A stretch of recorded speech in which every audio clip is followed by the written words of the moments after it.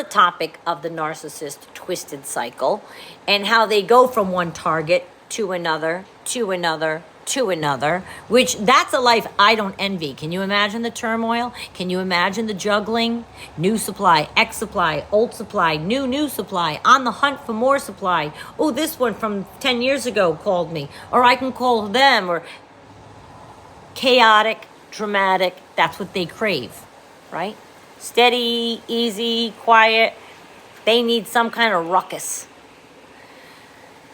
They are perpetually in this twisted cycle of their own making.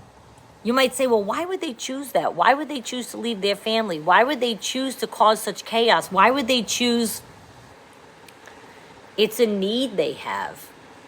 They have an addiction to adrenaline, cortisol, which they give to us during the devalue. You don't realize it. I've made videos on that. You do become addicted to that. And they make you addicted to endorphins and dopamine when they're trying to love bomb you. This is how they go through life, though. So they're also addicted to the dopamine and the endorphin hit that they get when their ego swells because we swoon. They need that feeling over and over and over again.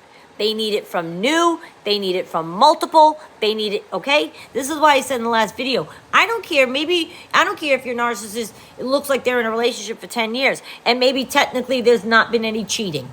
Maybe they're on a really short leash, or they're always together, or whatever the case. But you're not going to tell me every time that they're getting supply somewhere.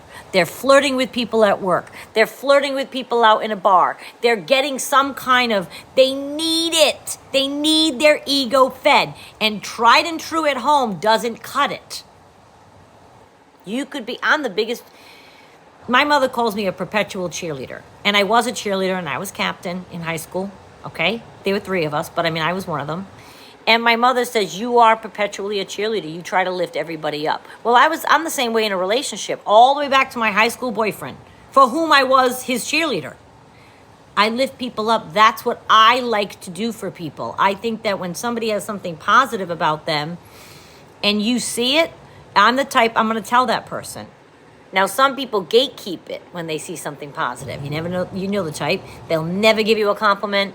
They'll never tell you look nice, nothing. Those are some odd kind of people. But I'm a perpetual cheerleader, okay? So when I'm doing that to someone and they're dousing you anyway, even when you're being uplifting, that has nothing to do with me. And if you're quiet and you're not a perpetual cheerleader and you're just a quiet, going along your life, them mistreating you has nothing to do with you. They're in the middle, somewhere in their twisted cycle they are. Because they're always in the middle of it. Whether they're going from you to the next target, that target to the next target, or that target to the next target, they're always in the middle of a twisted cycle. And by that, what I mean is, again, if everything's quiet at home, which I've never known a narcissist not to step out, but if everything even is quiet at home, you're not going to tell me they're not trying to feed their ego every time they turn around. They want people laughing at their jokes. They want people telling them they're wonderful. They want people approving of what they did, saying they approve of it. They can't miss anything fun. Anybody asks them to do anything, they have to go because they're the life of the party. And the people they're going to meet are going to tell them they're the life of the party. And they have to be told that. Whatever form they get it, they're in the middle perpetually of this twisted cycle of needing to be worshipped. And you might say, well, they just want to be loved. Yeah, that's how they get you. That's how they get you. It's a disorder that is way beyond anything that any one of us could love them out of. There's no amount of love, because we get caught in that too, don't we? I did. Well, I told them I loved them.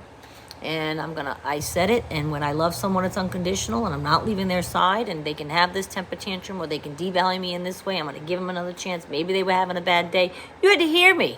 All the excuses. Because I'm an empath, and we want to help people. We want to fix people. We want to, okay?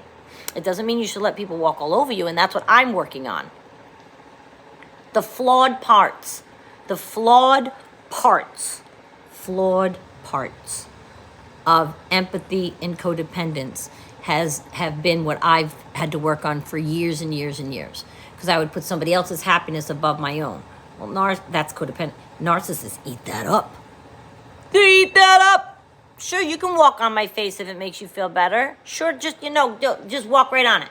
Yeah, go ahead. Ooh, light, you're heavy. Okay. Now I'd be like, oh my God, you have the wrong person. They are in the middle of their twisted cycle still, though. Just because I'm healed and I've moved on and I've bounced away doesn't mean that they're not still twisted up. They spend their lives twisted up. All of it. And that's why when you look at somebody like this, either narcissistic, toxic, whatever word you want to use, generally, and I say it all the time, look at their life. Most of them that I know have a trail of broken relationships that should not be broken. I'm not talking about an abused person who decides to leave their family, friends, whatever, who were wrong to them.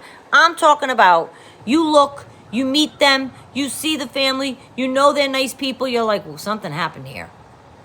Something's dysfunctional here. And that's because the narcissist breaks things perpetually in a twisted cycle, whether it be family, friend, business partner, or romantic partner. So that's why when you see a person like this who's perpetually twisted up in their own twisted cycle, they have a trail of brokenness behind them, and a trail of brokenness to come, and a trail of brokenness around them, and a bunch of brokenness within them. But if you talk to them, they'll go, well, I had a right. I'm right. I had a point. They did this. They said, oh, they got an excuse for everything. Everything. They have an excuse for everything. It's never them. There's no accountability, no blame, no fault of their own. Those are red flags, my friends. If you ever meet someone and they're talking like that, everything's somebody else's fault, you might want to look at that person again. And they'll say it again. That's what they believe. But that entitlement, I would never want to exist in that perpetual state of twisted upness. That I just think I'm entitled to behave any way I want. I go through life crushing people without any regard or conscience or feeling bad, sense of regret or sorrow about it.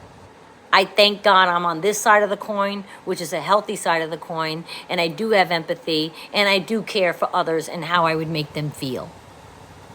You guys, it is not blissful in their life.